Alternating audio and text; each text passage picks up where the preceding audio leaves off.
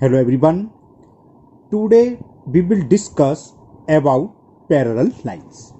ये parallel lines क्या होती हैं और इसको जब कोई एक अदर लाइंस इंटरसेक्ट करती है तो किस टाइप के एंगल्स बनते हैं, ये सब आज के वीडियो में हम डिस्कस करेंगे। एक तरीके से आपका पैरेलल लाइन का इंट्रोडक्शन वीडियो है।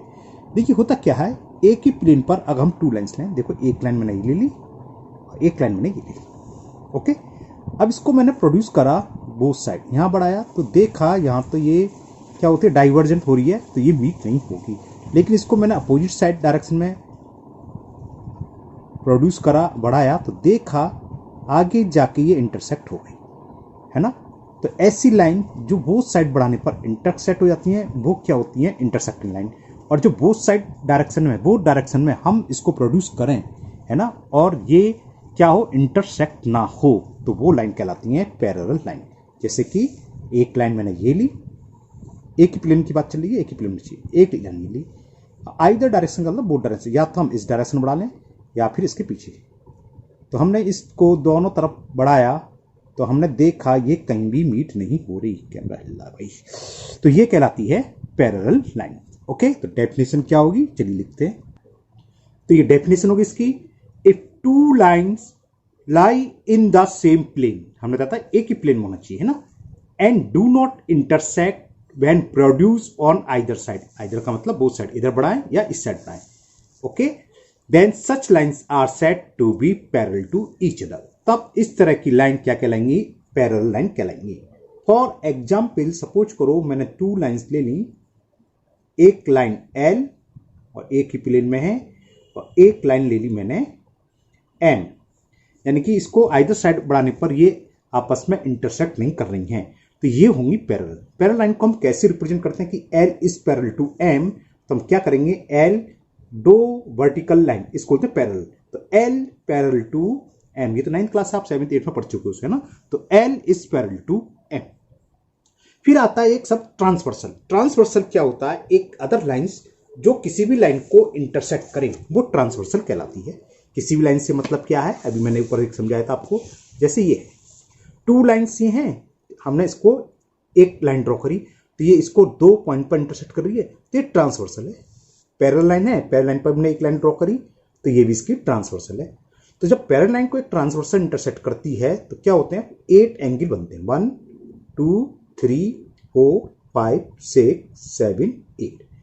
तो इन एंगल के बारे में डिस्कस करेंगे। तो पहले ट्रांसवर्सल, ट्रांसवर्सल क्या समझ आएंगे, टू लाइंस को एक इंटरसेक्ट करने वाली लाइन जो होती है वो कहलाती है ट्रांसवर्सल। तो अब ट्रांसवर्सल के बारे में बताते हैं, लिखते हैं। तो हमने ट्रांसवर्सल की डेफिनेशन लिख दी, अ स्ट्रेट लाइन, कौन सी, यानी पी जो है ना, a straight line which cuts two or more straight line at distinct point is called a transversal.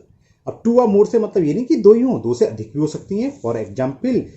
और ये भी जरूरी नहीं है कि पैरेलल हम बताया था, ट्रांसवर्सल तो बस ये होती है किसी स्ट्रेट लाइन को एक अदर स्ट्रेट लाइन इंटरसेक्ट करे डिस्टिंक्ट पॉइंट पर, जैसे ये है, हमने 3 ले ली लाइन, तो ये क्या है, इस पॉइंट पर, इस लाइन को इस पॉइंट पर, इस लाइन को इस पॉइंट पर, हर तीनों लाइन को एक ही पॉइंट पर इंटरसेक्ट करेगी, अलग अलग पॉइंट पर, है ना, तो ये कहलाएगी ट्रांसवर्सल। अगर ये एल है, ये लाइन एम है, ये एन है, एल एम एन, ये मान ली पी, तो पी इज द ट्रांसवर्सल।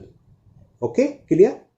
अब अगर दो पैरेलल लाइन हो, जैसे ऊपर फिगर थी एल और एम, और एक ट्रांसवर्सल इंटरसेक्ट करे तो क्या होता है, 8 एंगल फॉर्म होते हैं, angle 1, angle 2, angle 3, angle 4, angle 5, angle 6, angle 7, angle 8। अब ये एंगल किस किस टाइप के होते हैं, अब हम इसके बारे में डिस्कस करते हैं। तो suppose A B and C D are two parallel lines and T is the transversal.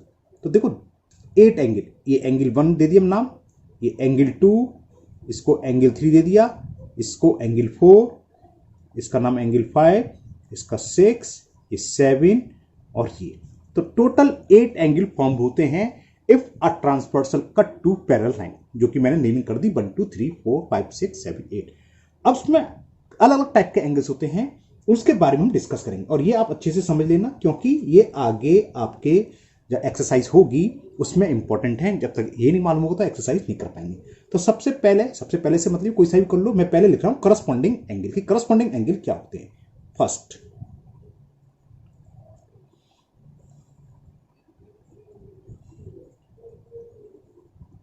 Corresponding angles, ये देखो करस्पॉन्डिंग एंगल क्या होंगे, टू लाइन पैरेलल हैं और इसको एक ट्रांसवर्सल कर रही है इंटरसेक्ट, तो पैरेलल लाइन के या तो ऊपर या पैरेलल लाइन के नीचे वाले एंगल, जैसे ये दो पैरेलल लाइन है ना, एक इस पैरेलल लाइन के ऊपर बनना 6 और इस पैरेलल लाइन के ऊपर बनना 2, और ट्रांसवर्सल के सेम साइड, एक ही साइड होना चाहिए, मतलब हम अगर लेफ्ट हैंड दे रहे हैं तो पैरेलल लाइन के ऊपर वाला 2 है और यहाँ पैरेलल लाइन के ऊपर वाला 6 है, तो ये दोनों एंगल कहलाएंगे कॉरेस्पॉन्डेंस इस फिगर के हिसाब से, और ये आपस में इक्वल होते हैं। तो अगर हम फिगर में अलग से समझा देता हूं, ये लाइन पैरेलल है, ये भी लाइन पैरेलल, ये ट्रांसवर्सल है ना, तो ये एंगल और ये एंगल कहलाएंगे करस्पॉन्डिंग एंगल। उस फिगर में ये एंगल 2 था और ये एंगल 3, और ये आपस में इक्वल होते हैं। दूसरे शब्दों में अगर एंगल 2 इक्वल एंगल 3 हो तो ये दोनों लाइन पैरेलल होंगी। इसका रिवर्स, अगर 2 लाइन्स पैरेलल हैं, ये ट्रांसवर्सल है, तो एंगल 2 इक्वल टू एंगल 3 होगा। कॉस क्या लिखेंगे कि दीज आर करस्पॉन्डिंग एंगल।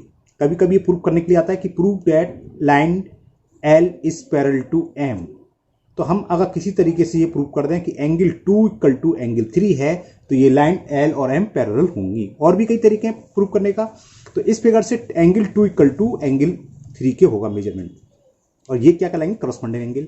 इतने ही नहीं है, अभी बहुत सारे हैं करस्पॉन्डिंग एंगल, हमने कहा था सेम साइड्स होने चाहिए। तो देखो इसी फिगर को हम देखें, 2 लाइन्स कौन कौन सी, L और M पैरेलल है, और ये ट्रांसवर्सल है T।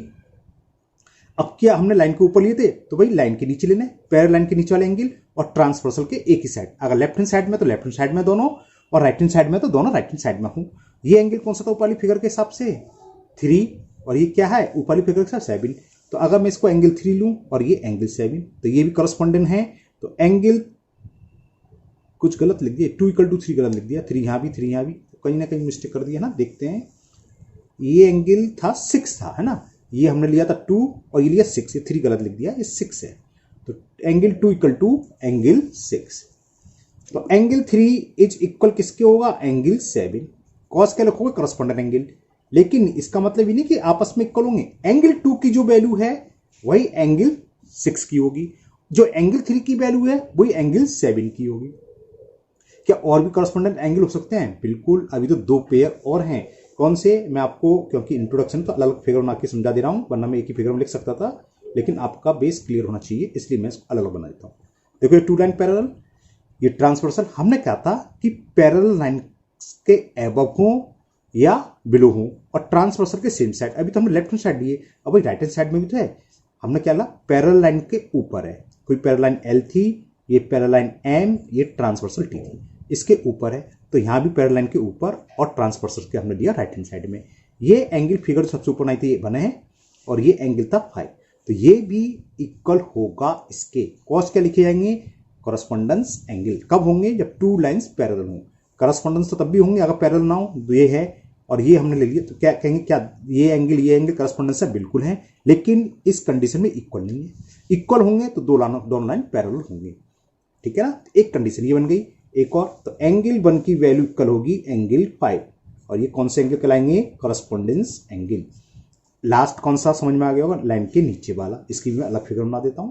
सपोज करो 2 लाइन्स ये पैरेलल हैं, ये ट्रांसवर्सल T थी, अब हमने पैरेलल लाइन के नीचे लिया, इस पैरेलल लाइन के भी नीचे लिया, और ट्रांसवर्सल के सेम साइड है, यानी कि राइट हैंड साइड है, तो सेम साइड होने चाहिए ट्रांसवर्सल के, और पैरेलल लाइन के या तो एबव होंगे तो दोनों एबव होने चाहिए, बिलो है तो दोनों बिलो, जैसे ये बिलो लिए, ये एंगल 4 है और ये एंगल 8, तो ये भी आपस में इक्वल होंगे। तो angle 4 is equal angle 8। Cos समझ में आ गया, क्या लिखेंगे जब हम एक्सरसाइज करेंगे, करस्पॉन्डिंग एंगल। तो ये करस्पॉन्डिंग 4 पेयर्स करस्पॉन्डिंग एंगल होते हैं। कौन कौन से आपको समझ में आ गया, 2 लाइन्स पैरेलल कर रही है, तो 1 इक्वल होगा 5 के, 2 इक्वल होगा 6 के, 4 इक्वल लाइन के नीचे है तो 4 नीचे इक्वल होगा 8 के, और 3 इक्वल होगा 7 के। तो these are called corresponding angle. Now next is alternate interior angle. अब ये अल्टरनेट इंटीरियर एंगल समझिए होते क्या है। देखिए 2 लाइन्स पैरेलल हैं, हमने ली थी एंगल लाइन ली थी AB, और ये ली थी CD, और ये हमने एक ट्रांसवर्सल शो करा था T। जब 8 एंगल बनते हैं, मैं वहां बताना भूल गया, इसमें क्या होता है, फोर तो इंटीरियर एंगल होते हैं, फोर एक्सटीरियर। इंटीरियर का मतलब पैरेलल लाइन के अंदर, जैसे ये वाला एंगल, ये लाइन, सॉरी ये एंगल, ये एंगल, ये एंगल, ये क्या है, दोनों लाइन के बीच में यानी कि अंदर है, तो ये इंटीरियर। और चार एंगल यानी कि फोर एंगल ये लाइन के बाहर है, बाहर को क्या बोलते हैं, एक्सटीरियर। तो ये फोर एक्सटीरियर होते हैं और फोर इंटीरियर। अब अल्टरनेट का मतलब क्या होता है, आप अगर 9th या 10th क्लास में हैं, साइंस का इंट्रोडक्शन पढ़ते हैं, तो आपने देखा होगा साइंस भी पढ़नी है, मतलब फिजिक्स, केमिस्ट्री, बायो, है ना, तीनों चीज। तो टीचर कहता है अल्टरनेटिव पढ़ाएंगे, एक दिन छोड़कर एक दिन फिजिक्स, एक दिन छोड़ दो या केमिस्ट्री, एक दिन छोड़ दो बायो, ऐसे अल्टरनेटिव पढ़ाएंगे। अल्टरनेट का मतलब एक छोड़कर एक, है ना। अब बात चल रही है इंटीरियर की, तो ये एंगल हमने 4 लिखा था, अल्टरनेट इंटीरियर। इंटीरियर एंगल कौन कौन से हैं, ये वाले हैं 3, 4, 5, 6। अगर ये लाइन पैरेलल हैं तो अल्टरनेट इंटीरियर एंगल इक्वल होते हैं। अब बात आई थी अल्टरनेट इंटीरियर है, हम पूछे 3 का अल्टरनेट इंटीरियर क्या होगी, तो चाहे हम क्लॉकवाइज डायरेक्शन में देखें चाहे एंटी क्लॉकवाइज डायरेक्शन देखें, अल्टरनेट का मतलब एक एंगल छोड़ना है। हम क्लॉकवाइज चलने हैं तो 3 के बाद क्या रहा, 4 को छोड़ दो और इन इंटीरियर में से लेना है अल्टरनेट इंटीरियर। 4 को छोड़ दिया, 4 के बाद क्या आया, 5, तो 3 का अल्टरनेट इंटीरियर एंगल होगा 5। अब हम जरा एंटी क्लॉकवाइज डायरेक्शन में देखें तो 3 के बाद 6 आ रहा है, हम एक छोड़ना है, और 6 के बाद 5, देखो आ गया। तो 3 का अल्टरनेट हुआ 5 और ये आपस में इक्वल होंगे, 3 इक्वल होगा एंगल 5 के।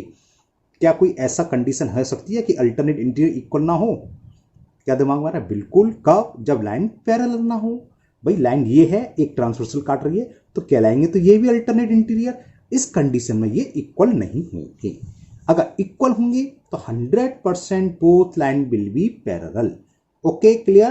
तो हमें यहां गिवन है कि ए बी और सी डी पैरेलल है, तो एंगल 3 इक्वल टू होगा एंगल 5, यानी कि 3 का अल्टरनेट इंटीरियर 5 है, या दूसरे शब्दों में बोलें तो 5 का अल्टरनेट इंटीरियर 3 है।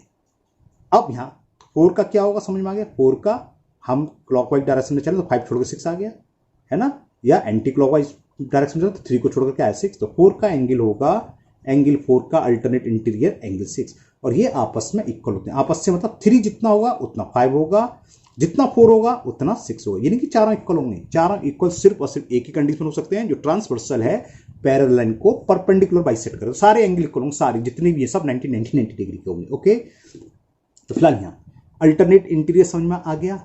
जब अल्टरनेट इंटीरियर है तो जाहिर सी बात है अल्टरनेट एक्सटीरियर भी होगा ना। तो अब अल्टरनेट एक्सटीरियर के बारे में थोड़ा डिस्कस कर लेते हैं। अल्टरनेट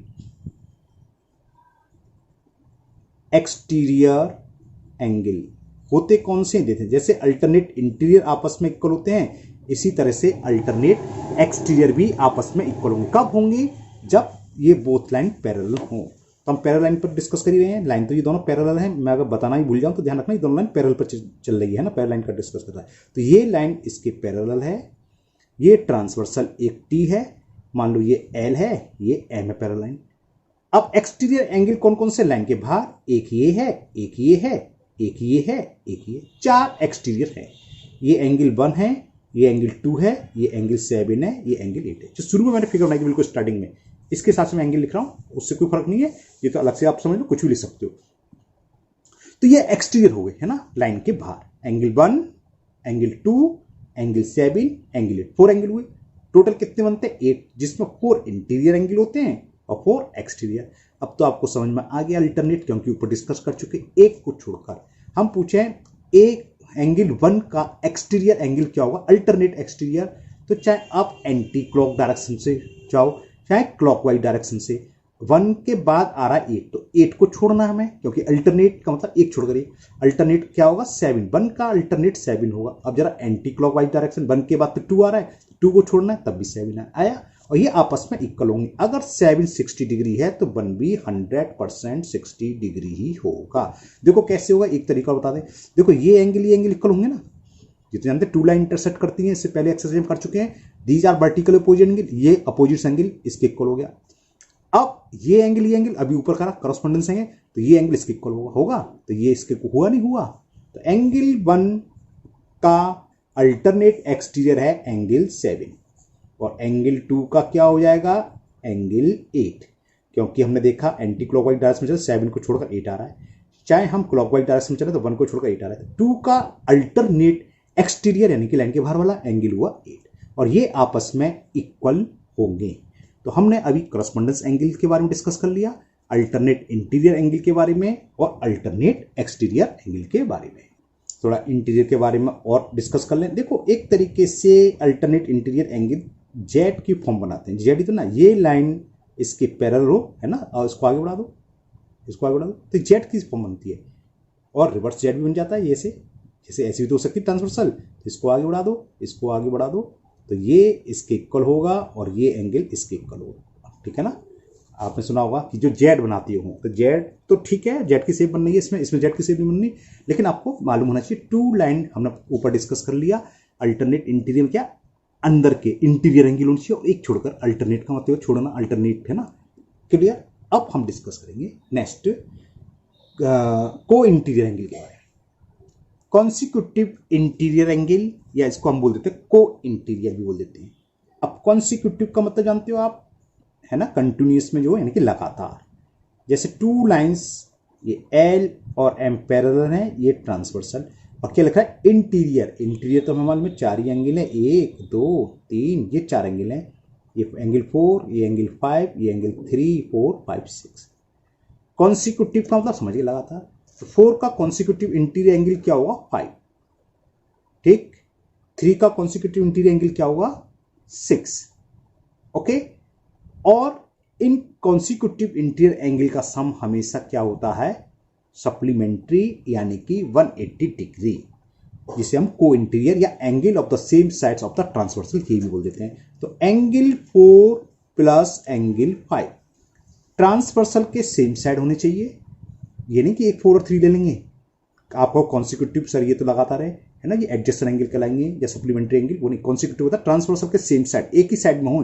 तो इस साइड में कौन कौन से 4 5 और इंटीरियर होने चाहिए। तो 4 और 5 कॉन्सिक्यूटिव लगाता, 4 के बाद 5 भी आ रहा है, और इंटीरियर में तो 2 ही एंगल है एक साइड में, तो तीसरा ही नहीं। तो 4 + 5 इनका सम होता है 180, और 3 + 6 इसका सम भी क्या होगा 180। जब हम आगे एक्सरसाइज सॉल्व करेंगे तो यूज होगा, इसलिए इसको ध्यान से समझ लेना। इसको हम को इंटीरियर एंगल भी बोल देते हैं। या देखो 4 और 5 क्या है, सेम साइड है ट्रांसवर्सल के, तो इसको ये भी लिख देते हैं sum of angles of the same sides of transversal, of the same sides of the transversal is supplementary, या मैं सप्लीमेंट्री का मतलब 180, शॉर्ट में 180 लिख दे रहा हूं। Sum of the same sides of the sum of the angles, या sum of angle of the same side of the transversal is 180 degree. इसे को इंटीरियर एंगल भी हम बोल देते हैं, या कॉन्सिक्यूटिव इंटीरियर एंगल्स। बस पैरेलल लाइंस में तो इतना ही है और कुछ नहीं है। हमने सब डिस्कस कर लिया। करस्पॉन्डिंग एंगल हो गए, और अल्टरनेट इंटीरियर एंगल हो गए, अल्टरनेट एक्सटीरियर एंगल हो गए, और कॉन्सिक्यूटिव इंटीरियर एंगल या को इंटीरियर एंगल भी डिस्कस हो गए। अब देखो क्वेश्चन में क्या क्या आएगा। टू लाइंस को अगर हमें पैरेलल, या आप समझ लीजिए अच्छे से कैसे कैसे कर सकते हैं। ये कह दे कि two lines so that lines L and M are parallel, और एक ट्रांसवर्सल दी होगी इसमें, अगर दी हुई है तब। तो हम कितनी कंडीशन है, कैसे हम प्रूव कर सकते हैं कि एल और एम पैरेलल हैं। क्वेश्चन के ऊपर डिपेंड है क्या क्या दे रखा है ना, क्या क्या कंडीशन लगा सकते हैं। तो बहुत सारी कंडीशन होती हैं। सबसे पहली कंडीशन, अगर हम ये अभी सबसे लास्ट में हमने कहा था, ये एंगल यानी कि कौन से एंगल है, कॉन्सिक्यूटिव या को इंटीरियर। अगर इन दोनों एंगल का सम, मान लो ये एंगल 1 है, एंगल 2, इस फिगर के हिसाब से अगर हमने कहीं पर ये प्रूव कर दें angle 1 plus angle 2 is equal 180 degree, तो ये 100% एल एंड एम क्या होंगी, पैरेलल होंगी। पहला केस बनाइए पैरेलल लाइन प्रूव करने के लिए। अगर हम ये प्रूव कर दें कि को इंटीरियर एंगल या कौन से कॉन्सिक्यूटिव इंटीरियर एंगल का सम 180 है, यानी कि सप्लीमेंट्री है, तो एल और एम पैरेलल होंगी। हो सकता है ये ना दे रखा हो, ऐसी भी कंडीशन ना दे रखी हो। दूसरी कंडीशन क्या हो सकती है, एल और एम ये ट्रांसवर्सल दे रखी है टी। तो अगर हम किसी तरीके से प्रूव कर दें एंगल 1 इक्वल टू, इस कंडीशन में ये एंगल 2 या एंगल 1, अगर हमने ये प्रूव कर दिया कि एंगल 1 इक्वल है एंगल 2, तो ये एंगल इक्वल है और ये कैसे है, अल्टरनेट इंटीरियर। अगर अल्टरनेट इंटीरियर इक्वल होते हैं तो 100% बोथ लाइन क्या होंगी, विल बी पैरेलल। तो अगर इस कंडीशन में हम ये प्रूव कर दें कि angle 1 is equal to angle 2, तब भी क्या होगी, L is parallel to M होगी, ऊपर वाली में भी L is parallel to M होगी। ठीक है, यानी कि दोनों करने, एक कंडीशन कोई सी प्रूव कर दो, ये सेकंड कंडीशन। थर्ड कंडीशन हम और क्या प्रूव कर सकते हैं, देखिए ये लाइन हमें L दे रखी है, ये लाइन M दे रखी है, और एक ये ट्रांसवर्सल दे रखी है T। अगर हम किसी तरीके से ये प्रूव कर दें कि एंगल 1 इज इक्वल एंगल 2 हो, तो दीज आर करस्पॉन्डेंस एंगल, और अगर करस्पॉन्डेंस एंगल इक्वल होते हैं तो बोथ लाइन क्या होती हैं, पैरेलल। तो एंगल 1 इज इक्वल एंगल 2, तो ये क्या होंगे, करस्पॉन्डेंस एंगल होंगे। Okay, clear. एक कंडीशन और बची, कौन सी, हो सकता है हम किसी तरीके से ये प्रूव कर दें, ये एंगल दे रखा हो, ये एंगल 1 और ये एंगल 2, तो समझिए कैसे है, एक्सटीरियर हो गया, अल्टरनेट एक्सटीरियर एंगल। अगर ये भी हम प्रूव कर दें किसी तरीके से कि एंगल 1 इक्वल टू एंगल 2 है, तो इस कंडीशन में भी लाइन L पैरेलल होगी M के। क्लियर, बात क्लियर ना। ओके, अब देखिए हमने एक छोटी सी बात आता है, 8 एंगल बनते हैं ना, 2 पैरेलल लाइंस हो, एक ट्रांसवर्सल दे रखी हो, और 8 एंगल्स बनते हैं। तो लेकिन 8 इन एंगल की वैल्यू क्या होती है, केवल 2 एंगल्स के इक्वल होगी। 2 एंगल्स से इक्वल से मतलब क्या है, सपोज करो हमें एक एंगल दे रखा है 50 डिग्री और बाकी सारे एंगल पूछे, तो यानी कि 3-4 तरह के आंसर आएंगे, 2 ही तरह के आंसर आएंगे, 4 50 डिग्री होंगे और 4 कुछ और होंगे। अगर एक एंगल मालूम है तो बाकी हम सारे एंगल फाइंड कर सकते हैं। कैसे, देखो ये 50 तो ये भी 50, कैसे, वर्टिकली अपोजिट्स। अब ये 50 तो ये भी 50, क्यों, करस्पॉन्डेंस एंगल। ये 50 तो ये भी 50, क्यों, करस्पॉन्डेंस एंगल। 4 निकला है, 50 50 50। अब ये एंगल कैसे निकालेंगे, ये स्ट्रेट लाइन है, यानी कहने का मतलब ये दोनों कैसे हुए, लीनियर पेयर। तो 180 में से 50 सब्ट्रैक्ट करेंगे तो कितना बचेगा, 130। ये 130 तो ये भी 130, क्यों, करस्पॉन्डेंट एंगल। ये 130 तो ये आमने सामने की करस्पॉन्डेंट, वो सॉरी वर्टिकली अपोजिट 130, ये 130 तो ये 130। तो हमने चारों एंगल निकाल लिए, जिसमें 4 एंगल तो 50 डिग्री थे और 4 एंगल 130, यानी कि जो 2 टाइप के वैल्यू होंगी उन दोनों का सम हमेशा 180 आएगा। बोथ आर सप्लीमेंट्री, और उसके अलावा तीसरा वैल्यू आएगी नहीं। एक 50 है तो दूसरा 130, तो चारों 8 एंगल, 4 तो होंगे 50 डिग्री के इक्वल और हाफ यानी कि 4 एंगल होंगे 130 के इक्वल। अगर आपने सॉल्व करा 50 130 110 आ गए तो 100% आपका गलत है ना। 4 एंगल की वैल्यू 50 डिग्री मतलब सेम आएगी, 50 से मतलब यानी कि 50 कुछ भी आए, कुछ भी हो सकती है। 4 एंगल सेम होंगे और 4 अदर एंगल सेम होंगे, और उन दोनों एंगल का सम हमेशा 180 होगा। ऐसा भी नहीं हो सकता कुछ भी आए कि एक निकाल लिया आपने 140 और दूसरा निकाल लिया आपने 100, तब भी ये गलत है, क्योंकि 100 प्लस 140 ऐड करोगे 240 आ गया। ये किसी कीमत में पॉसिबल नहीं है। इन दोनों का सम 180 ही आएगा, यानी कि एक एंगल एक्यूट होगा तो एक एंगल ऑब्टूज होगा। केवल सिर्फ और सिर्फ एक ही कंडीशन में ये सारे एंगल इक्वल होते हैं। किस कंडीशन में, इफ 2 लाइंस आर पैरेलल, और जो ट्रांसवर्सल है, ट्रांसवर्सल इन पर हो परपेंडिकुलर, तो सब ईच एंगल कितने होंगे, 90 डिग्री के। 8 के 8 एंगल 90 डिग्री के होंगे। इसके अलावा और कोई कंडीशन नहीं है, सारे एंगल इक्वल। ओके, तो मुझे उम्मीद है ये आपको इसका इंट्रोडक्शन पैरेलल का अच्छे से समझ में आ गया होगा। मेरी तरफ से तो कुछ ध्यान से छूटा नहीं है। अगर कुछ रह गया होगा तो एक्सरसाइज करेंगे, हम डिस्कस कर लेंगे, है ना। तो इसको आप अच्छे से समझ लीजिए, तो नेक्स्ट एक्सरसाइज करने में आपको बहुत मजा आएगा। अगर ये क्लियर है तो एक्सरसाइज बहुत ही जल्दी हो जाएगी। ओके, फिर मिलते हैं नेक्स्ट वीडियो में। Thank you, have a nice day.